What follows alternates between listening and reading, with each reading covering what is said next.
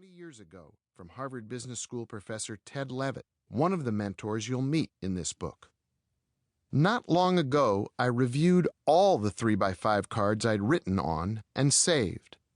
This time my goal was to capture the rules I'd learned. I began to fill up 3x5 cards until I reached 52, at which point I stopped. Not because I'd run out of rules, but because they represented the best of what I'd learned and what I had to pass on. Because I want you to understand where these rules came from, each has a story about how I learned it. In almost every case, they come from 4 deep experiences I've had in my life. In the early 1970s, after graduating from Amherst College, I went to Portland, Oregon, where I worked for Mayor Neil Goldschmidt and with the committed, forward-thinking team he put together in City Hall, as well as the community of activists across the city who transformed Portland into the urban showcase it is today. It was an education in urban planning, electoral politics, and the art of making change. In the 1980s, I worked for Ted Levitt and with the creative dynamic group he assembled at the Harvard Business Review, HBR, to reinvent that prestigious journal and to change the business conversation at the highest level.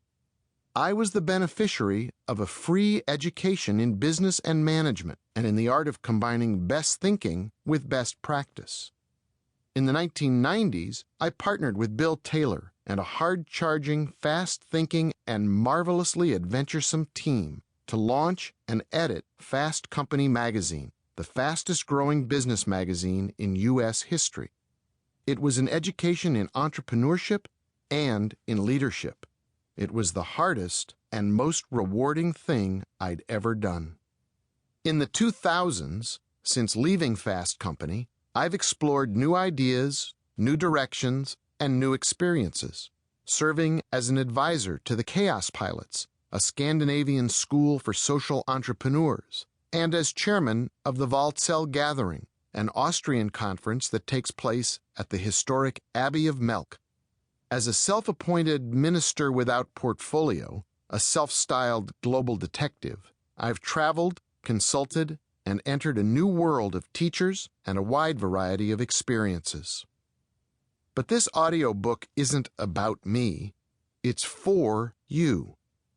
The whole purpose of Rules of Thumb is to stimulate, inspire, challenge, and help you. Listen to it, use it, apply it in any way that works for you. It's an audiobook of rules, but there is no rule about how to listen to it. You can start at rule number 1 and work your way to rule number 52. You can use it as an I Ching for work and life.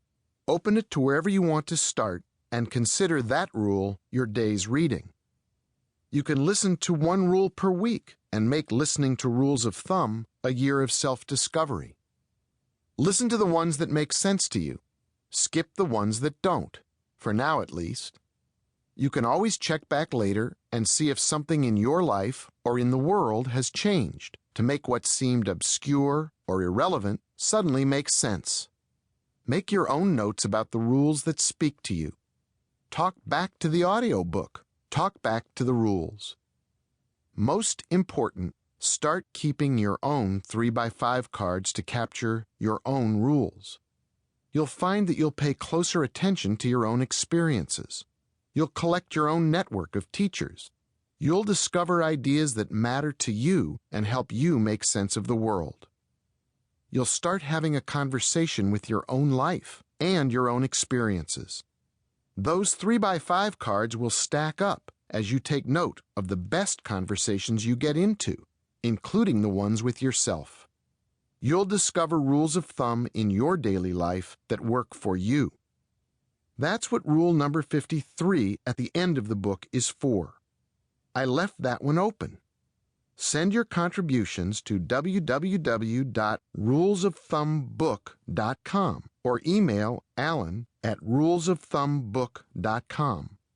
I'll collect them and post them so we can learn from each other. More than anything, here's what this audiobook is about. It's about what works. It's about a way of learning what works and applying it